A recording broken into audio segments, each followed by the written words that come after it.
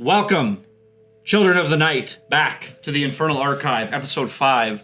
On this edition, as dictated by the unholy digital spinning wheel, we will be watching... Blessed be the wheel. Blessed be the wheel. Or unblessed be the wheel. What's the opposite of blessed? Like if you were to cursed be the wheel? Something like that? Cursed be the wheel? I don't fucking know. Cursed be the wheel. On this episode, we'll be watching Gonjiam. And I used Google Translate to try to get the proper pronunciation. No, it's not open anymore. It doesn't matter. I'm not going to try to be pronouncing anything else properly. It's way too much work. But Gonjiam, Haunted Asylum. And this is the first movie out of the batch that I selected that actually scares me a little bit. There's a film I really love from a couple years ago. I think it came out in like 2011. A Canadian film called Grave Encounters. And this great movie. Looks like Grave Encounters, but set in Korea. And if anybody who's a horror buff or horror aficionado knows, some of the most popular, biggest horror franchises that we have in the West are just remakes of like Japanese, Korean horror films. So we steal a bunch of shit from them, and then we usually just end up making watered down versions of what they already made. They're still scary as fuck. I love The Grudge because it's set in Japan still. Yeah. But it's like such a lazy adaptation. Yeah, it's like we're gonna just send a white lady to Japan and then do. Yeah, it's like so we can get more English in this film. Yeah, it's really funny.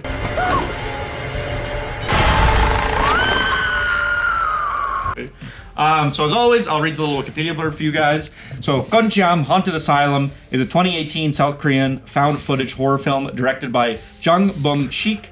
Based on a real-life psychiatric hospital of the same name, it stars Wee Ha-jun, Park Ji-hyun, Oh Ah-yeon, Moon Yi-won, Park Sang-hoon, Yoo Ji-yoon, and Lee Seung-wook in the lead roles. And I am dreadfully sorry for what I just did to your language and your names. I apologize.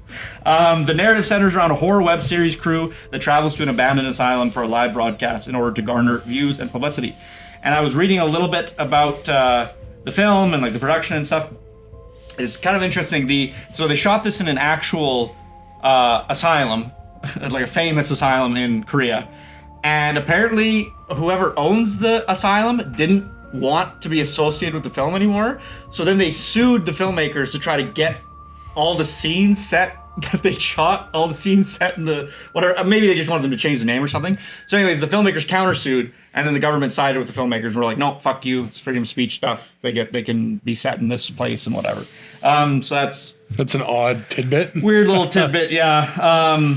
It's was really commercially successful in Korea. I remember reading that. I think it was like the third most successful film when it came out. We were looking at Rotten Tomatoes. It's got like 90 something on Rotten Tomatoes. It's very well received critically. We're not supposed to let them know till the end. Shit. Well, I said 90 something, so we'll give you the specifics, and then we'll give you the audience score. You don't know the audience score yet. Yeah, like I said, I'm fucking scared of this movie.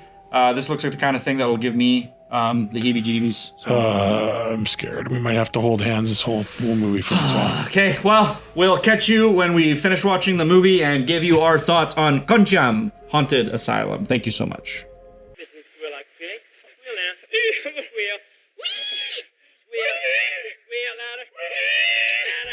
Welcome back, Children of the Night. We have just concluded our watch of Gonjiam, the Asylum, and I'm pleased to report that it was sufficiently spooky. Yeah, there was some good jumps, some good scares, lots of fucking scary shit. Lord, I'm having a heart attack.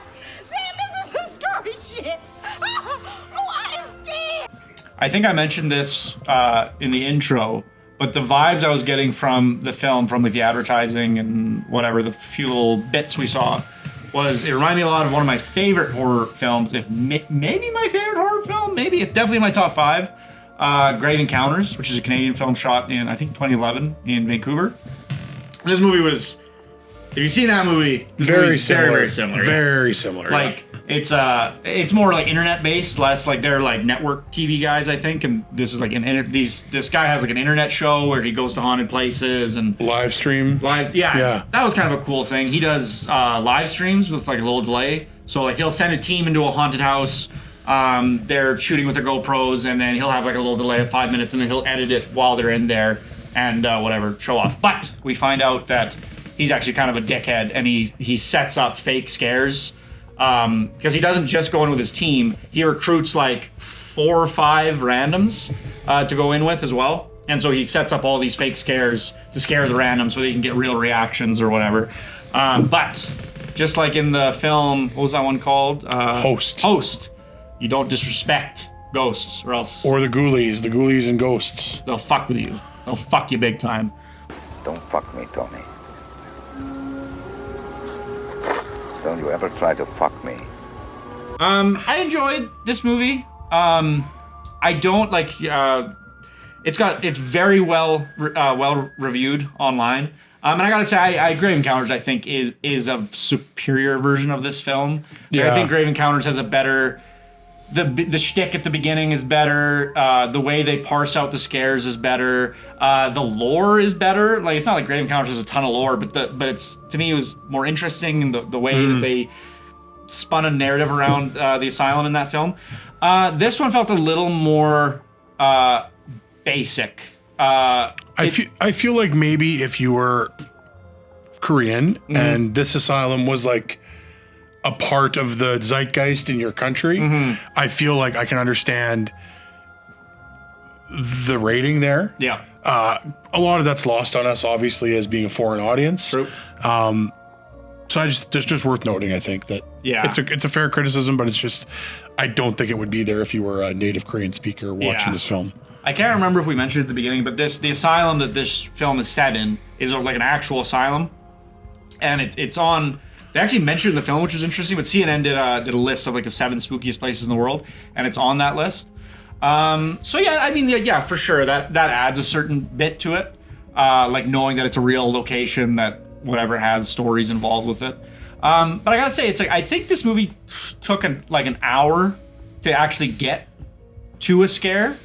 And then once the scare started, it was like, then we had kind of regular, but it felt like a decent slog, like a lot of setup and a lot of like preamble before you got to the brunt of the stuff. Lots of preamble, and then it felt like once we started getting scary, very abrupt ending. Like it went from pretty, like there was like the first half hour or more that was just like, they're setting you up. Oh, it's just these influencers having a fun whatever. And they get to the asylum, and we don't even start building tension really until, like you said, like 45 minutes, 50 minutes into the film. Yeah.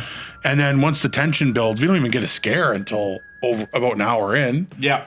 And then it's like a 20 minute wrap up. Yeah. And there's lots of scary shit there. It's just... Yeah, that's the thing. It's like, It's funny because it sounds like we're being like really critical, and we're not. Like, I'd say out of the batch of films we've watched, this one is probably number 2 after Host for being actually Halloween spooky. Yeah, the most spooky. Like, it's the one I would recommend the most after Host if you're in a Halloween mood and want to see something scary. But yeah, I do think the movie. I guess the big problem is, like I said, Grave Encounters exists, and it's such an obvious point of comparison that it's like. And I've seen that movie so many times, and I know it backwards and forwards, and I really love the way that movie's structured. I love so much about that movie that it's this movie had the unenviable task of like living up to that, which I don't think it quite did, but it did. I'll say this, like now finish shitting on the movie.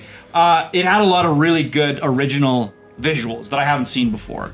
There's a lot of stuff they did with GoPros that was very clever, and how they like forced you to confront scary imagery, and like you couldn't look away sometimes, which was very cool. Right up in your grill. Yeah, like, because of how they have the GoPros set up to do the internet show. Yeah, it's a 2 GoPro system where one is getting their face and one is getting their POV. Yeah. So right away, that we're going to be seeing some fucked up stuff from those angles. Yeah.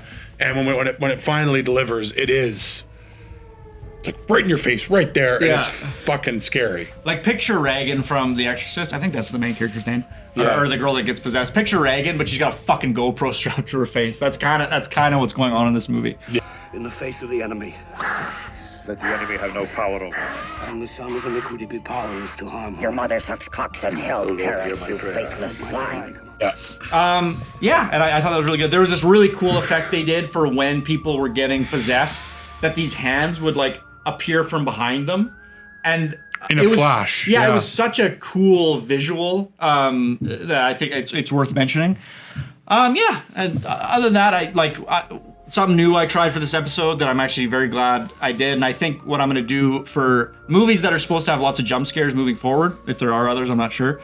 I'm going to film Andrew and I watching our reactions, and I'm just going to do a little super cut of our reactions so that you can get an idea for how scary the movie really is. So I'll play our little compilation of scares right now so you can check it out. Full disclosure, I'm a baby back bitch, and I don't do well with jump scares. So don't hold it against me. Oh shit! Okay. Holy fucking shit! Oh my fucking goodness! Fuck! Oh my! What is that? What was that? What was that? I couldn't see. It looks fucked up. Whatever it is. What is that thing? Oh! What was that? Oh! Oh no! Oh! Oh,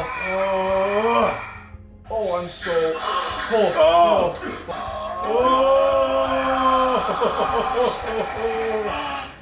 Jesus Christ.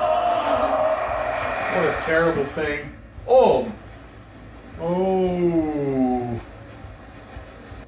And there you go. So the movie's pretty scary. Like, I think there's whatever. There's probably 3 like really good scares, and then there was probably like 4 or 5 other ones that were good little like ooh moments. Yeah, so I think this movie's worth watching if you enjoy scary films. Like Andrew mentioned, it's in Korean, so it's a foreign language film, but it's free to watch on Tubi. You can watch it on what was the other one I said? Plex. Tubi, Plex, get at us. We want that sponsorship, Yeah. baby. Show me the money. That's it, brother, but you got to yell that shit. Show me the money. I need to feel you, Gary. Show me the money. So free to watch if you don't mind subtitles. It's a good spooky time, like Halloween season. Yeah. I think it's worth it. It's if you're looking for something fresh and new for spooky season, worth a go. And yeah, like I said, it's got a 91% on the tomato meter, like critical review, and then 74% on the audience score. So at the very least, you can check it out, and then I don't know, give us if you want, comment and let us know if you think it's worth that kind of fucking score. Because I would put it more in the like 75%. I'm more on the critical. 75. The audience, I think is way more correct than the critical score is on this one, in my opinion. I would agree. Yeah, big time. Now, as always, at the end of the episode, it's time for the unholy digital wheel to select what we are going to watch next time. And Andrew, if you would so kindly do the honors of spinning Let's spin this bastard. the small unholy wheel. Oh, we got a good spin this time. Let's see what goes. Let's see what goes. And on the next episode of the Infernal Archive, we will be watching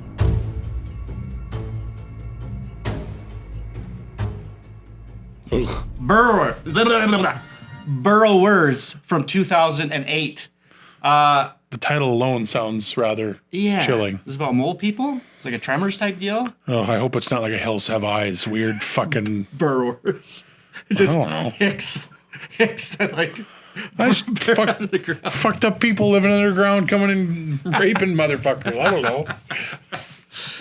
Sorry, YouTube, graping. Thank you so much for watching this episode of the Infernal Archive, and we will check you out on the next one when we watch Burrowers from 2008.